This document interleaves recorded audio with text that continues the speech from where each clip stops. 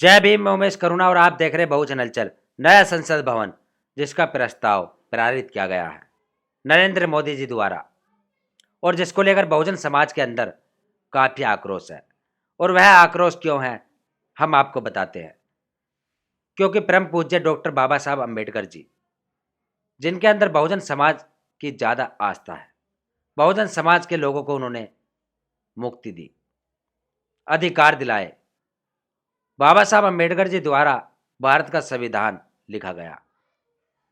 बहुजन समाज के जो लोग हैं वह बाबा साहब अम्बेडकर जी को अपना आदर्श मानते हैं, अपना मसीहा मानते हैं। और वही बहुजन समाज के लोग यदि बाबा साहब अम्बेडकर जी की प्रतिमा नए संसद भवन में नहीं लगाई जाए तो उनको तो आक्रोश आएगा ही। हम आपको बता देते हैं कि जो नया संसद बनाया गया है उसके अंदर बाबा साहब अम्बेडकर जी की प्रतिमा लगाने की कोई जिक्र नहीं किया। और उस पर हम आज बात करेंगे। हमारे साथ है श्यामवीर सिंह, बीएड एमएड, युवा, भारत के भविष्य, बेरोजगार। देखिए ये जो नया संसद भवन का प्रस्ताव पारित किया गया नरेंद्र मोदी जी सिंह जी द्वारा, उसके अंदर बाबा साहब की मूर्ति ना लगाया जाना एक असहज सी बात लगती है, सहन ना होने वाली बात लगती है। हाँ। खास तौर से जो बहुजन समाज के लोग हैं उनको तो गलत लगेगी, क्योंकि उन्होंने संसद भवन की स्थापना मतलब जो उन्होंने संविधान बनाया, संसद भवन का निर्माण किया गया, सब उन्हीं के अनुसार किया गया। उन्होंने संसद भवन को खड़ा करने में और संविधान का निर्माण करने में काफ़ी बड़ा महत्वपूर्ण भूमिका निभाई है। इस बात को भारत का प्रत्येक नागरिक या विदेशों में भी सब लोग जानते हैं कि बाबा साहब कितने पढ़े लिखे थे, वो कितने मान सम्मान के योग्य है, और उनको विदेशों में भी बहुत मान सम्मान मिलता रहता है। और ये जो नया ये जो पुराना संसद भवन था, इसके अंदर उनकी मूर्ति लगी हुई थी, उनको सम्मान दिया गया है। लेकिन अब नया संसद भवन तैयार किया जा रहा है, उसमें उनकी मूर्ति ना लगने का प्रावधान है, तो एक अपमान वाली बात हो जाती है। जिस तरह के अपमान आपको देखने बीजेपी पार्टी में देखने के लिए मिला होगा अटल बिहारी वाजपेयी जी का, जब से नरेंद्र मोदी जी की गवर्नमेंट आई है, उन्हें कोई सम्मान वाली दृष्टि से नहीं देखा गया है, ना उन्हें कोई सम्मान दिया गया है। जैसे कि उन्हें चाहते तो वे कोई मतलब किसी किसी स्टेट का मुख्यमंत्री बना सकते थे, या राष्ट्रपति बना सकते थे, या किसी और बड़े पद पर बना सकते थे, लेकिन उनका कोई सम्मान नहीं दिया, उनका एक तरह से अपमान ही किया गया है। तो इसी तरह से ये एक अपमान वाली स्थिति पैदा हो जाती है कि बाबा साहब भीमराव अम्बेडकर का समाज ये चुनाव के टाइम पे तो उनका बहुत सम्मान करते हैं, जगह जगह जाते हैं, उनके 14 अप्रैल में भी गले में फूल माला डालते हैं, और उनके चुनाव के टाइम पे भी जय जयकार करते हैं। और अब एक नए संसद भवन का निर्माण होने जा रहा है और उनकी प्रतिमा का प्रस्ताव नहीं है, तो एक निंदनीय, मैं तो इसे एक निंदनीय वो समझता हूँ जी। विचार, निंदनीय मानसिकता वाली चीज़ है कि भाई उनको जगह ना दे पाना उस चीज़ में। और जो मतलब ये जो जानकारी है ये अखबार के माध्यम से मुझे मिली है। एक व्यक्ति है, उसने आरटीआई में मांगा था नया संसद भवन है, इसमें मतलब किसी की मूर्तियाँ लेंगी, तो उन्होंने आरटीआई में जानकारी दिया कुछ मूर्तियाँ तो पुरानी जो पुतले हैं वो जाएंगे। लेकिन उसके अंदर भी उन्होंने जानकारी पूछी कि भाई इसमें भीमराव अम्बेडकर की मूर्ति का प्रावधान करो, तो उन्होंने जानकारी इसका अभी कोई प्रावधान नहीं है। मतलब उनकी मुझे मतलब प्रावधान नहीं है, तो मतलब जिस व्यक्ति से शुरुआत होनी चाहिए उन्हीं का ही अपमान किया जा रहा है, तो आगे क्या उम्मीद की जा सकती है कि आगे भी उन्हीं का नाम नहीं आएगा। ये आरएसएस का एजेंडा समझते हैं आप? जी बिल्कुल, मैं तो एक आरएसएसवादी सोच है, क्योंकि बीजेपी को जो मतलब मोनेटाइज करता है, या मतलब उसका जो मार्गदर्शन करता है, या उसको जो दिशा निर्देश देता है, वो आरएसएस के द्वारा ही दिया जाता है।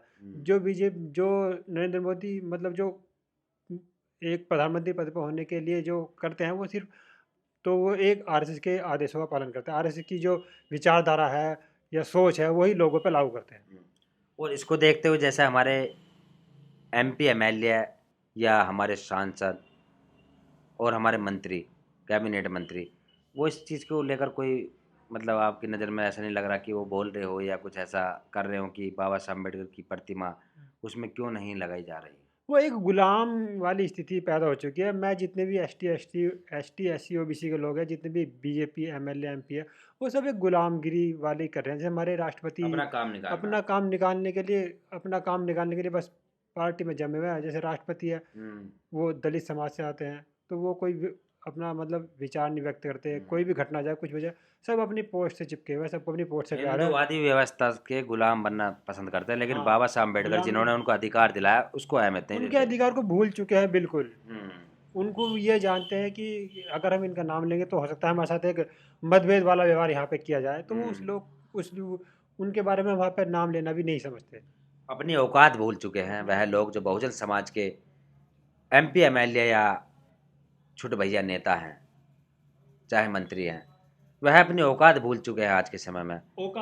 औकात भूलना एक अलग बात होती है, इनकी जो सोच है ना वो परिचित होती है। जितने भी मैंने कई बार रामविलास पावले हो, पासवान जी, हाँ, रामविलास उठावले पासवान हो। हो, उठावले हो, कोई भी हो, मैंने इन लोगों को देखा ये आरक्षण का विरोध करते हैं। हम्म, अरे आरक्षण का विरोध कर रहे हो तुम भी, तो एक बार बिना आरक्षित सीट से चुनाव लड़के जीत के दिखाओ, दिखाते हैं, सही तुम्हें बात। तुम्हारी औकात पता लगेगी कि तुम क्या हो।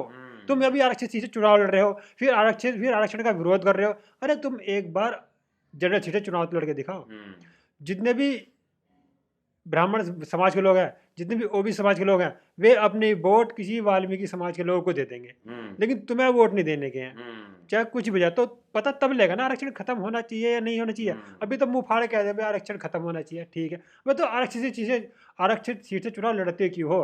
रामविलास पासवान जितनी बार भी जीत के आए हैं, सांसद रहे, मंत्री रहे, किसी पार्टी में कुछ भी रहे वो आरक्षित सीट से ही जीत के आए हैं। एक बार सामान्य सीट से भी लड़के देख लो, पता लग जाएगी औकात किसकी क्या है क्या नहीं है।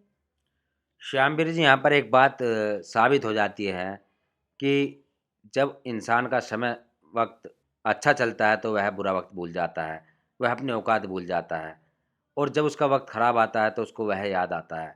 लेकिन इन व्यक्तियों का जो स्वार्थी है, जो बीजेपी की बदौलत आज सत्ता में है, अपना स्वार्थ के लिए अपना काम निकाल लेते हैं, तो वह भूल जाते हैं अपने समाज को, वह भूल जाते हैं अपने उन दिनों को जब वह शुद्र व्यवस्था के, मनुस्मृति के अनुसार चलते थे, कोई अधिकार नहीं था। लेकिन उस समय अपने आप को यह समझने लगते हैं एमपी एमएलए बनने के बाद, नेता बनने के बाद, कि हम बहुत कुछ है, और समाज को गालियाँ देते हैं, समाज को गलत ठहराते हैं, कहते हैं कि समाज तो कीड़ा है, रेंगता है, इनमें कमी है, कमी निकालते हैं। तो इस चीज़ को देखते हुए जो आपने बात कही है वो ये सही है कि ये लोग उस समय जो रिजर्व सीट से जीतते हैं तो उनको अपनी औकात भूल जाते हैं। इनको ये नहीं पता होता कि हम जनरल सीट से लड़ेंगे तो हमारी क्या औकात रहेगी। ये बात आपने बिल्कुल ठीक कही। नहीं, एक बार चुनाव लड़के देख ले, अगर मैं गलत कह रहा हूँ, बिल्कुल सही। मैं अगर गलत कह रहा हूँ, मैं सभी नेताओं से कह रहा हूँ जितने भी ये आरक्षण का विरोध करने वाले, बीजेपी के हो, चाहे चाहे सपा के हो, बीएसपी के हो, किसी पार्टी के नेता हो, जितने भी आरक्षण का विरोध करने वाले, सबसे कह रहा हूँ मैं, एक बार तुम चुनाव लड़के देखो बिना आरक्षण से, तुम्हें तुम्हारी औकात पता लगेगी, तुम्हारी पता क्या लग जाएगी। क्या वोट की औकात है तुम्हारी।